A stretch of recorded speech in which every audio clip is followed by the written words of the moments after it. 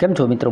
આશા રાખું છું બધા મજામાં હશો. આજે આપણે 9 જૂનના રોજ લેવાયેલું જે પેપર છે એમાંની પહેલી શિફ્ટ જે છે એનું આપણે પેપરમાં ગણિતના પ્રશ્નો જે કરી શકતા હતા અને માર્ક લઈ શકતા હતા એવા 20-22 પ્રશ્નોને આપણે લઈ લઈએ. ચાલુ કરીએ છીએ. પહેલાં જ પ્રશ્નથી વાંચીએ.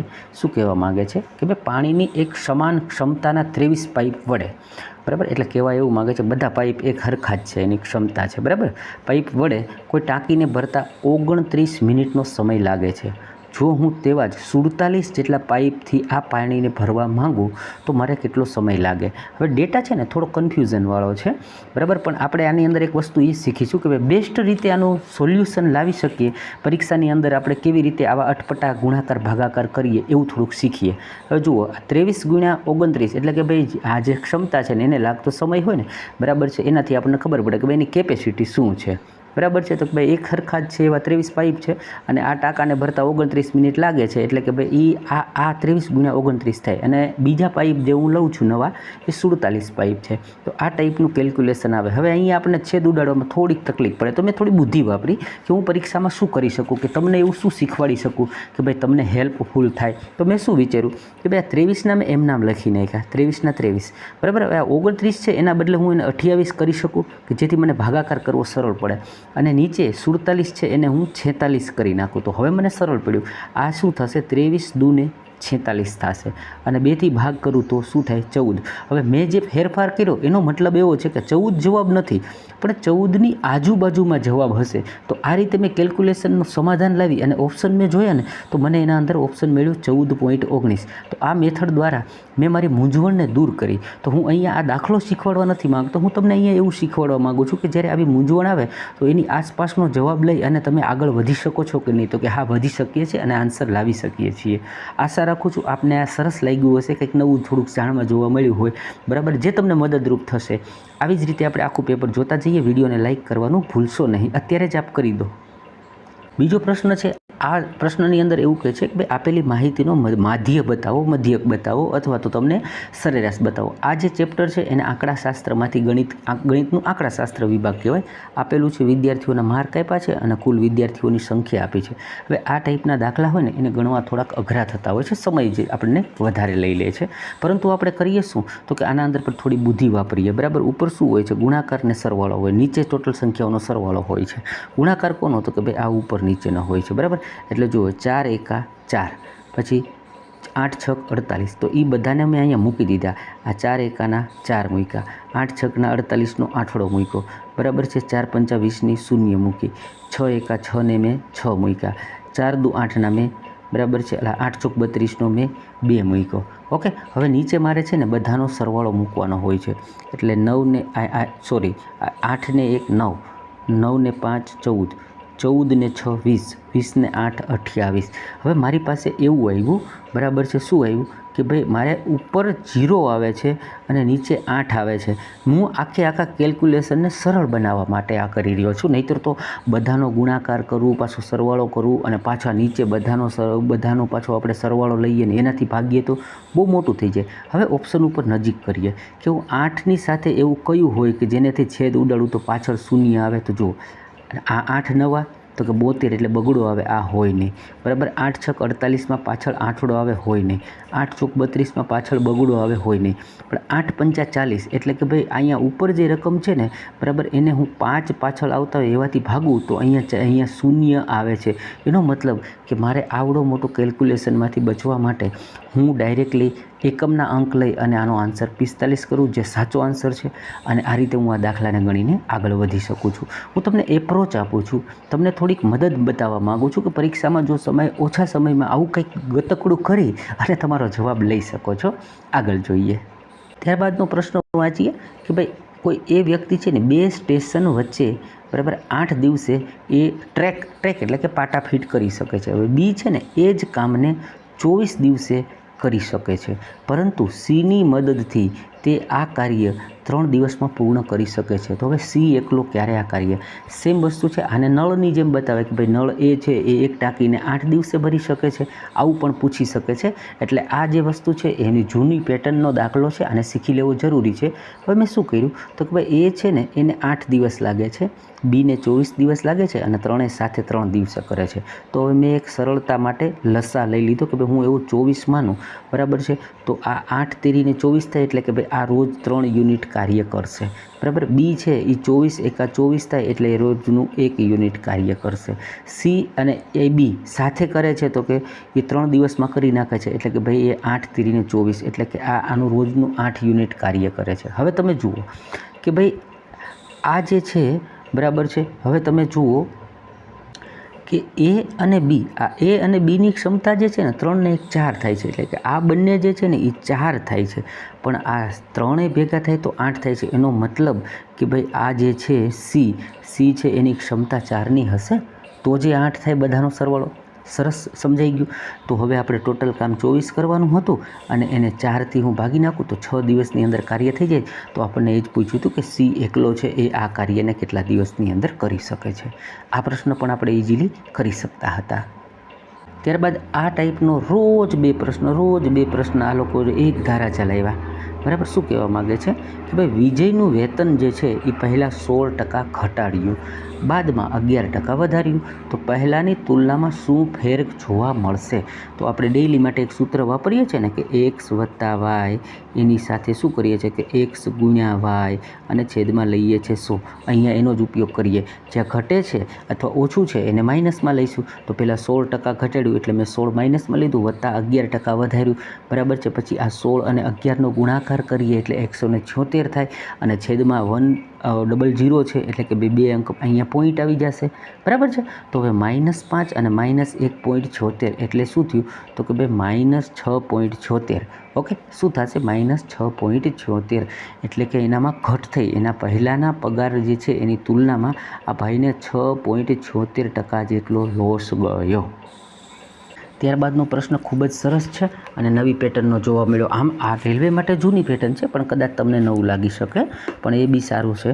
જોઈએ કે ભાઈ જો કોઈ માલ જે છે એ 480માં ખરીદ્યો, ઓકે. હવે માલના 1/3 માલ છે ને 10% નુકસાની પર વેચ્યો, બાકીના માલને હું કેટલામાં વેચું કે મને લાભ છે ને એ 20% થાય? તો આને પણ મેં સરળતાથી ગણી શકો ને એવું બનાવ્યું છે કે તમને પરીક્ષામાં કેવી રીતે આપણે આને ડીલ કરી શકીએ. તો પહેલી તો વસ્તુ છે, જુઓ 1/3 માલ વેચો એનો મતલબ છે કે ટોટલ 3 હોય એમાંથી 1 વેચાઈ ગયો તો વધ્યા 2, બરાબર છે. હવે એમાં પહેલો જે વેચો એને એમ કીધું ભાઈ 10% નુકસાની પર, એટલે મેં અહીંયા શું લખ્યું છે કે જુઓ આ 1 લખ્યું, આ 2 લખ્યા અને 3 લખ્યા, ઓકે. હવે પહેલાંને 10% નુકસાની એટલે મેં એને -10 લખ્યું છે. બીજું છે એ આપણને પૂછ્યું છે બાકીનો માલ કેટલામાં વેચું એટલે કે આ આપણે એક્સ માની લઈએ, શોધવાનો છે, ઓકે. અને ટોટલ 3 થયા. હવે ટોટલ એમ કે એવી રીતે વેચું કે મને 20% લાભ થાય એટલે ટોટલ માલ ઉપર મને 20% લાભ થાય એટલે મેં 20 લખ્યો.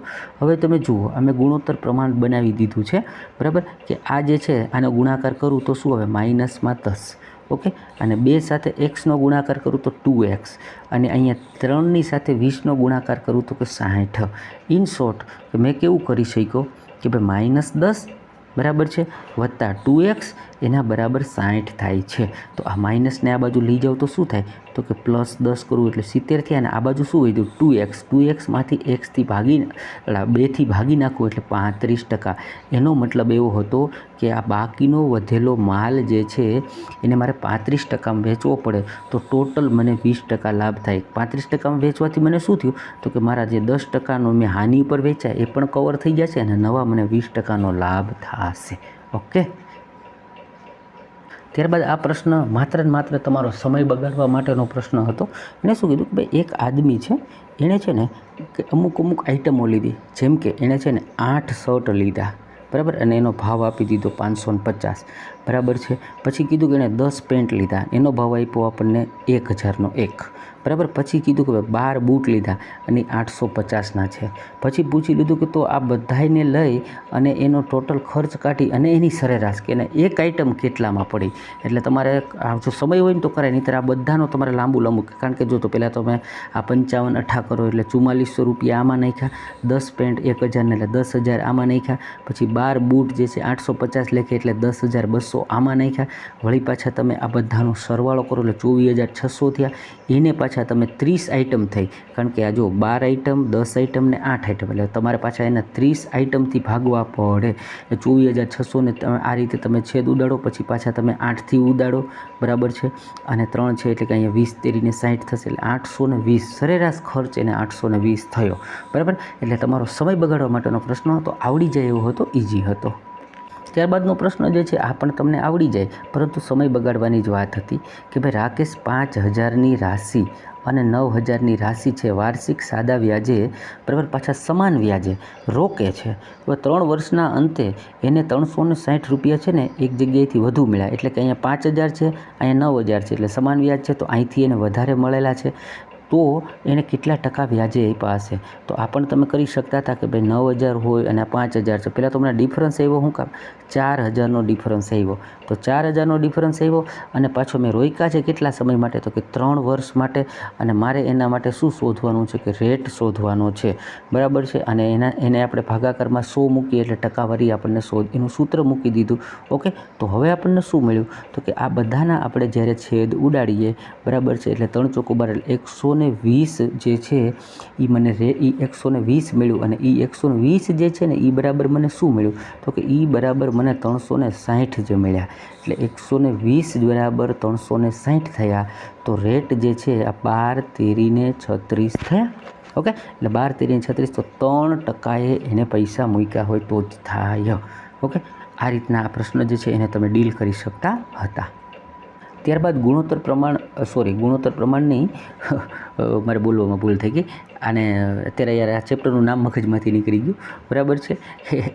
પ્રશ્ન પૂછી લીધો કે આપણને આને ક્વોડ્રિક ઇક્વેશન કહેવાય છે, ક્વાડ્રિક ઇક્વેશન, બરાબર છે. અને શું યાર, કંઈ વાંધો નહીં, હમણાં નામ યાદ આવશે તો બોલીશ. ભાઈ તમને આ રીતના એક સમીકરણ આપેલું, દ્વિઘાત સમીકરણ. ઓકે, દ્વિઘાત સમીકરણ આપ્યું છે 5m² + 18m + 16 બરાબર 0 છે. તો આના રૂટ અથવા તો મૂળ શોધો.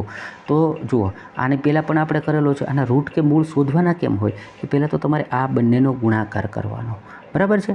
અને એ બંને ગુણાકાર જે થાય છે ને એવા બે સંખ્યા લ્યો કે એ બંને સંખ્યાનો સરવાળો જે છે ને એ આ 18 બને.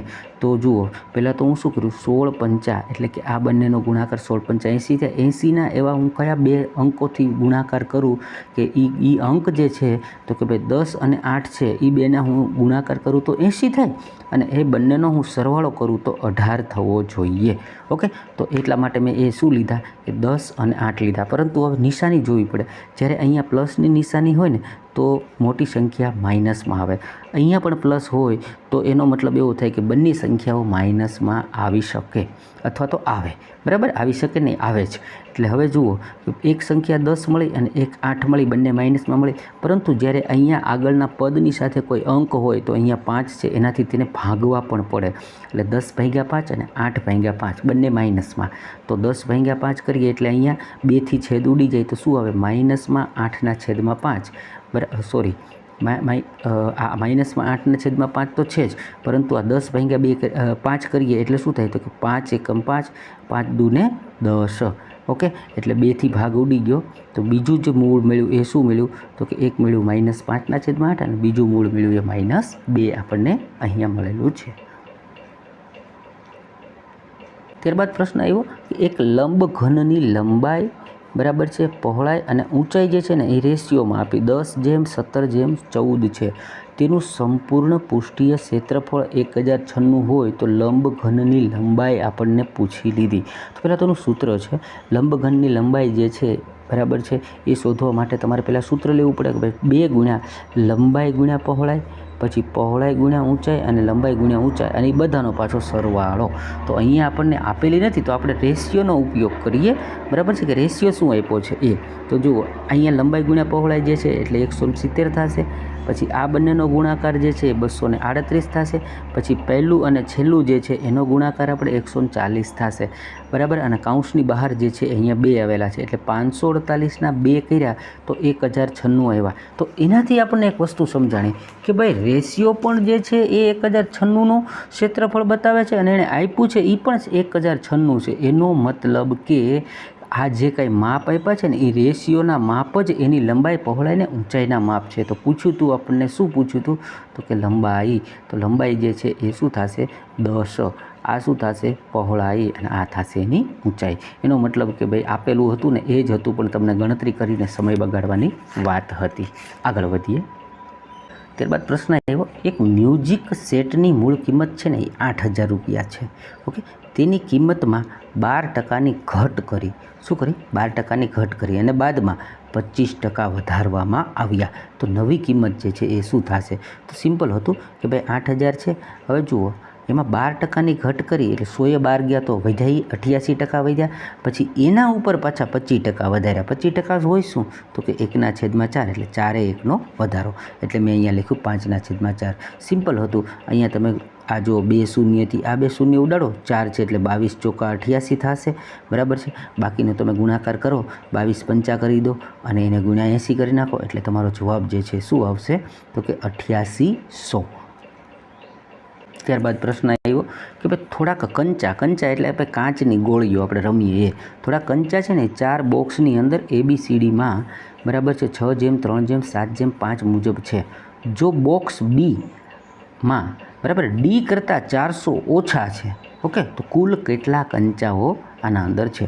તો જોઈ લઈએ કે ભાઈ આ બી છે એની અંદર રેશિયો 3 બતાવે છે, અને ડીની અંદર રેશિયો 5 બતાવે છે। રેશિયો મુજબ જોઈએ તો ડિફરન્સ 2નો છે, પણ રકમ કઈ છે? 400નો છે, એટલે 2 = 400 હોય, બરાબર, 2 = 400 હોય તો 1 = 200 આવે।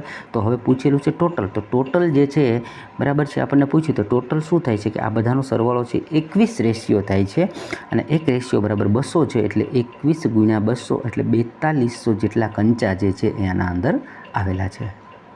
ત્યારબાદ પ્રશ્ન આવ્યો ટ્રિગ્નોમેટ્રીમાંથી, આ રકમ આપી છે 3 + tan² φ, આને φ બોલે છે, થીટા નથી, cot² φ - sec² φ અને ગુણાકારમાં cosec² φ, બરાબર છે। જો જ્યારે તમને જવાબ જે છે આની અંદર બધા જવાબ અંકમાં આપેલા હતા, આંકડા આપેલા હતા, આંકડામાં આપેલા હોય ને ત્યારે તમારે આની વેલ્યુ કાંઈક માની લેવી પડે, એટલે મેં ફાઈની વેલ્યુ છે ને સરળતા માટે 45 માની લીધી, જેથી કરીને મને એનો કોઠો જે છે યાદ હોય, બરાબર। તો પહેલાં મેં 3 ના 3 મૂક્યા, હવે tan 45 જે લખ્યું છે એનો મતલબ થાય 1, બરાબર, કોટ જે છે એને 45 લઉં તો 1, આ માઇનસના માઇનસ, બરાબર, સેકની વેલ્યુ જે છે sec² φ 45 તરીકે લઉં તો 2 થયા, અને કોસેક જે છે એ પણ 2 થયા। આ બધાનું આપણે જોઈએ, આ 2 × 2 = 4 થયા, બરાબર છે। અને અહીંયા જુઓ, ક્યાંક કભી मेरी मिस्टेक हो सकती है, देख लेते हैं दोस्तों, ના મિસ્ટેક નથી, બરાબર છે। આ 4 થયા, 3 ને 1 4 થયા, 4માંથી આ 4 જે છે ઉડી ગયા તો વધ્યો 1, તો તમારો આન્સર જે છે એ 1 બને છે। ત્યારબાદનો પ્રશ્ન છે સંપૂર્ણ થિયરી બેઝ છે, અને સરસ મજાનો પ્રશ્ન છે। મિત્રો, હું તમારા માટે સરસ નાના શોર્ટ્સ બનાવું છું, અને રોજના 2-3 મૂકું છું, આપ અચૂકથી જોજો, એનાથી તમારા 1 માર્ક કવર થશે। આગળનો પ્રશ્ન છે કે ભાઈ 2 સમરૂપ ત્રિકોણની સંગત ભુજા, એટલે કે ભાઈ 2 સમરૂપ ત્રિકોણો હોય એની સંગત ભુજાઓ, બરાબર છે, એ ભુજાઓ જે છે ને એની લંબાઈ આપી દીધી છે કે ભાઈ એકની માનો કે 15 છે તો એકની છે એ 14 છે, ઓકે। આ સમરૂપ ત્રિકોણો છે, એની નિશાની આ રીતે હોય છે, બરાબર। તો બંને ત્રિકોણના ક્ષેત્રફળનું ગુણોત્તર પ્રમાણ શું હોય? આ એક થિયરી છે, એ થિયરી એવું છે, નિયમ એવો છે કે જે બાજુઓ આપી હોય ને સંગત, 2 સંગત હિન્દીમાં કહે, 2 સમરૂપ જે ત્રિકોણો છે એની સંગત ભુજાઓ જે આપેલી હોય, તો એ ભુજાઓનો વર્ગ કરો, એ જે એનો વર્ગ કરો ને એ એના ક્ષેત્રફળ કહેવાય છે, બરાબર છે। તો એ રેશિયો હોય છે, અને આ રેશિયોમાં આપેલો હોય, બરાબર છે, એનો જ વર્ગ એ તમારું ક્ષેત્રફળ હોય છે। આ એક નિયમ છે, અને એ થિયરી છે, એ થિયરી તમને અહીંયા પૂછી લીધી હતી। તો રાઈટ આન્સર ડાયરેક્ટલી આપણે 15નો વર્ગ અને 14નો વર્ગ કરીએ એ બનશે। ત્યારબાદ રકમ આપી છે કે એક સમાંતર બાજુ બહુભુજ છે, ઓકે, બહુભુજ છે, અને એના અંતઃકોણ એ અંતઃકોણનો યોગ એટલે કે સરવાળો જે છે એ બાહ્ય કોણના યોગના 250% વધુ છે.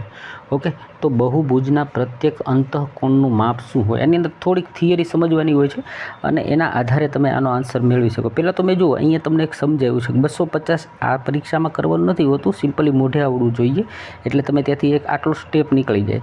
હવે એણે જે રકમમાં આપ્યું છે કે ભાઈ અંતઃકોણ છે ને એ બાહ્ય કોણના 250% છે, એટલે મેં ઉપર લખ્યું 250% અને છેદમાં 100, બરાબર છે. નીચેનું 100 હોય તો ઉપર જે છે એ 250 હોય. ઓકે, એને તમે સાદું રૂપ આપો એટલે પહેલાં તો 0 0 ઉડાડો, પછી 55 25 કરો અને 5 દુ 10 કરો, એટલે શું બને તો કે 2:5 5:2. તો બાહ્ય જો 2 હોય તો અંતઃકોણ એમાં 5 વધુ હોય, એટલે કે 7 હોય. આટલું આપણને નોલેજ હોવું જોઈએ પરીક્ષામાં. તો આપણે આટલો જે આખો આ ભાગ છે એમાંથી આપણે બચી જઈએ, બરાબર છે. એટલે કહેવાય એમ માગે છે કે હવે અહીંયા પૂછ્યું છે શું? બહુભુજના પ્રત્યેક અંતઃકોણનું માપ. હવે જુઓ, આ બંનેનો રેશિયો આવ્યો 7 અને 2નો, એટલે કે 9. તો 9 જે છે ને એ 9 રેશિયો બરાબર બને છે 180. કારણ એવું છે કે ભાઈ કોઈ પણ બહુભુજ હોય, બરાબર છે, એનો આવી રીતે આપણે લંબાવી દઈએ તો આ અંદરનો ખૂણો અને આ બહારનો ખૂણો આ બંને 180 હોય. એટલે અહીંયા એ જ આપી દીધું છે કે 7 ને 2 એટલે 9 થયા, ને 9 જે રેશિયો છે 180 બરાબર હોય, તો એક રેશિયો જે છે ને એ કેટલાનો હોય? એક રેશિયો જે છે એ 20નો હોય. ઓકે, એક રેશિયો 20નો હોય. તો હવે કોનો ખૂણો પૂછ્યો છે? અંતઃકોણ. તો અંતઃકોણનો રેશિયો 7 છે અને એક રેશિયો બરાબર 20 છે. તો 20 દુ બરાબર છે આ 7 દુ 14 થાય અને પાછળ આપણે શૂન્ય મૂકી દઈએ એટલે 140નો અંશનો કોણ બનશે. આશા રાખું છું કે થોડુંક સમજવામાં તમને ડિસ્ટર્બ થયું હશે, પણ સરસ રીતે સમજી શકાય એવો હતો. આખો કોન્સેપ્ટ હતો અને લાંબો દાખલો હતો, એને સમજૂતી સાથે તમને સમજાવી દીધો છે. ત્યારબાદ આવા નાના નાના દાખલાઓ પણ પૂછ્યા છે. કોઈ આદમી 60% પોતાની આવકના ખર્ચ કરે છે અને 9600 બચાવે છે, તો બચત કરે છે, તો તેની આવક કેટલી? સિમ્પલ થઈ ગયું. બચત જે છે એ 40% થઈ, કારણ કે 60%નો ખર્ચ કરે છે. તો 40% બરાબર 9600, બરાબર. શૂન્ય છે, શૂન્ય ઉડાડો. આ જે છે 16 6 ને 96 થયા, અહીંયા 160 વધ્યા, બરાબર છે. એ 1%નું આવ્યું, તમારે 100% જોઈએ, પાછળ 2 શૂન્ય મૂકી દો, 16000 જે એની બચત, એની આવક જે છે એ બની જશે. ત્યારબાદ જે પ્રશ્ન છે ડેઇલી પૂછ્યો છે કે ભાઈ 54 કિલોમીટરનું અંતર કાપવા એક માણસે 1 કલાક ને 15 મિનિટમાં કાપેલું અંતર બાકી અંતરના 7/9 જેટલું છે, તો તેની સ્પીડ જે છે એ આ અંતર કાપ્યું એમાં કેટલી રહી હશે? કાલે પણ આપણે શીખેલા ને આજે પણ શીખવાડું કે ભાઈ 1 કલાક, બરાબર છે, અને 15 મિનિટ એટલે કે 1 કલાકનો ચોથો ભાગ થયો, એટલે 1 કલાકનો ચોથો ભાગ થયો. તો 4 એકા 4, 4 ને 5 એટલે 5/4 જેવું બન્યું. ઓકે, પહેલાં તો આપણે સમયને લઈ લીધો કે એ રીતે કરીએ. પછી બીજી વાત છે કે ભાઈ આ કુલ જે છે 7 ને 9 16 થાય, તો 16 અંતર જે છે એ 54 કિલોમીટર જેટલું થયું. આપણે પૂછ્યું છે સ્પીડ, તો સ્પીડ હોય શું? તો કે કાપેલું અંતર અને એના માટે લાગેલો સમય. ઓકે, આ બે વસ્તુ હોય છે. તો હવે એ જ પ્રમાણે આપણે લખી નાખીએ આખું. ઉપર લખ્યા છે 54, એના ગુણાકારમાં હવે આપણને પૂછ્યું છે શું? તો બાકી રહેલું અંતર, બરાબર છે, અને કાપેલું, અહીંયા એને કીધું કે મિનિટમાં કાપેલું અંતર, બાકી રહેલા અંતરના બાકી રહેલું અંતર 9 છે અને ઉપર 7 છે, એટલે મેં અહીંયા લીધા છે કે 7, અને એને ગુણ્યા 4 ક્યાંથી આવ્યા? તો હમણાં જે આપણે જોયું હતું ને 1 કલાક અને પાછી એની 1/4 બીજી કલાક, એનું જે સાદું રૂપ આપ્યું હતું, તો એના મૂક્યા 4 અને છેદમાં મૂક્યા 5, અને ટોટલ રેશિયો જે છે એ 16 થાય છે, એટલે મેં એને મૂક્યો 16. કંઈ નહીં, સીધું તમે જે છેદ ઉડે છે છેદ ઉડાડી નાખીએ એટલે તમને આન્સર મળશે 18.9. આ દાખલો થોડો કેલ્ક્યુલેટિવ હતો, પણ ડેઇલી શિફ્ટની અંદર પૂછાયો છે એટલે તમારે શીખવો જરૂરી હતો.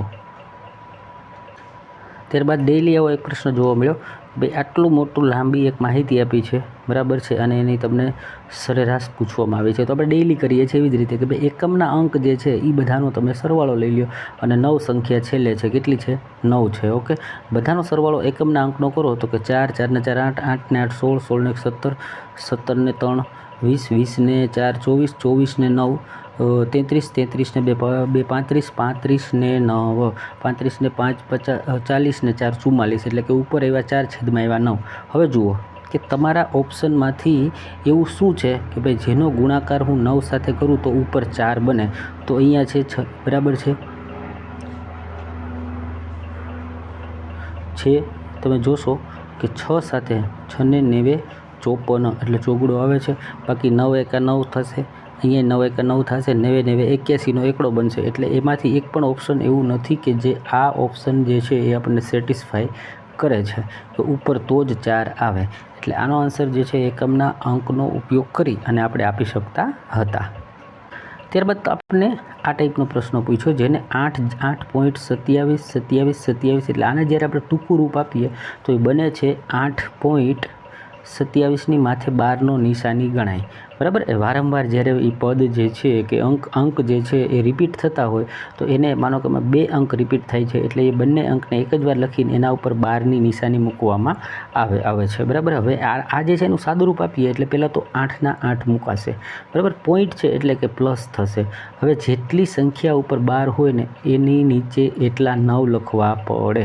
એટલે ઉપર 2 સંખ્યા ઉપર 12 છે ને 2 અને 7 ઉપર એટલે લખ્યા. હવે તમે જ્યાં જે છેદ ઉડે છે માનો કે અહીંયા 11થી ભાગ આપણે ચલાવીએ.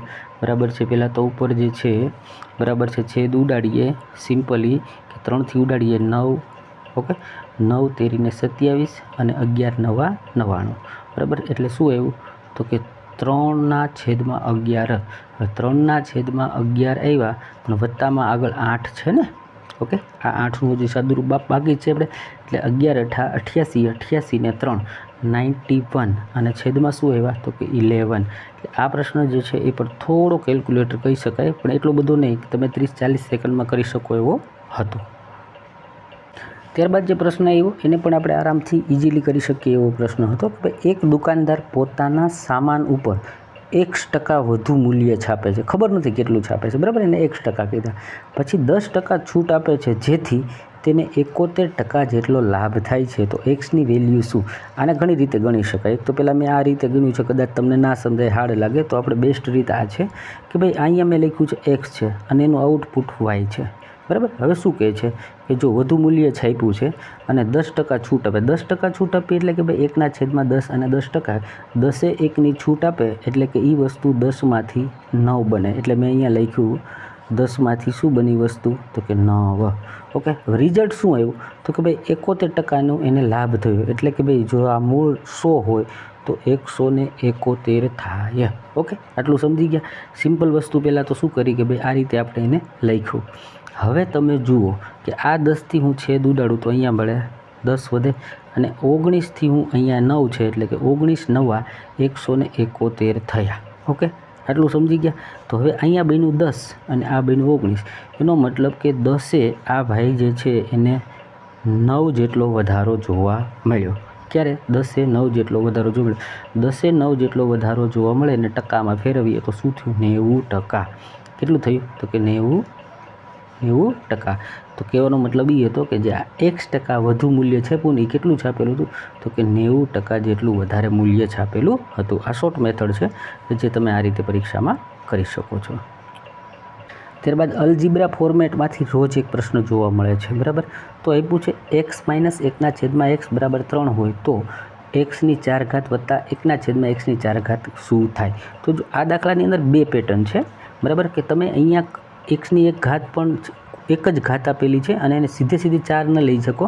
તમે એક્સના પહેલાં વર્ગમાં લઈ જવું પડે અને પછી પાછો તમે એક્સનું વર્ગ કરો એટલે ટોટલ 4 ઘાત થઈ. આ એક્સની 4 ઘાત છે એટલે એને આપણે ઓછી કરીએ તો શું થાય? એનું વર્ગમૂળ શું થાય તો કે ભાઈ એક્સની 2 ઘાત અને પાછું એનું વર્ગમૂળ કરીએ તો એક્સ. એટલે તમારે 2 સ્ટેપ ઉપર ચડવાના હોય છે. તો હવે એનું સૂત્ર છે. બરાબર. જ્યારે અહીંયા માઇનસ હોય અને પ્લસમાં જાઓ ત્યારે આ સૂત્ર છે p² + 2. બરાબર. તો p શું આપ્યું છે? 3. એટલે 3નો વર્ગ શું થયો? 9. 9 ને 2 11. એટલે આપણે પહેલાં તો એક્સનો વર્ગ જે છે આ ભાગથી આપણે શું કર્યું? એક્સનો વર્ગ જે છે આ ટાઈપનું આખું એક્સનો વર્ગ વત્તા 1/xનો વર્ગ એના બરાબર મળ્યું આપણને 11. તો હવે આપણે શું જોઈએ છે? એક્સની 4 ઘાત એટલે હજી પાછો એનો વર્ગ કરીએ. ઓકે. એનો વર્ગ કરીએ એટલે કે ભાઈ હવે જે આ માઇનસ નથી, હવે તો આપણે આ વત્તા કરી નાખ્યું ને 9 + 2 કર્યા એટલે આપણે પોઝિટિવ 2 ગયા. હવે માઇનસમાં જવું પડશે. એટલે હવે શું કરશું? માઇનસમાં જવું એટલે આજે p² + 2 હતું એના બદલે હવે લખીશું p² - 2. ઓકે. તો એ આ જે કરવા માટે તો કે ભાઈ 11p એટલે 11 થયા, 11નો વર્ગ કરીએ એટલે 121 થયા અને -2 કરીએ એટલે શું બન્યું તો 119. તો આ રીતે આપણે આ એક્સના મૂલ્યમાંથી આ જે એક્સની એક ઘાતવાળા મૂલ્યમાંથી એક્સની 4 ઘાતવાળું મૂલ્ય મેળવીએ 119 આપણને મળ્યું. અહીંયા સુધીમાં તમામ દાખલા જેટલા થઈ શકે એવા હતા એ બધા મેં લઈ લીધા છે. ઓકે, આશા રાખું છું આપને વિડીયો ખૂબ જ હેલ્પફુલ થશે, કામ લાગશે. વિડીયોને લાઇક અચૂકથી કરો અને ચેનલને સબસ્ક્રાઈબ કરવાનું ભૂલશો નહીં.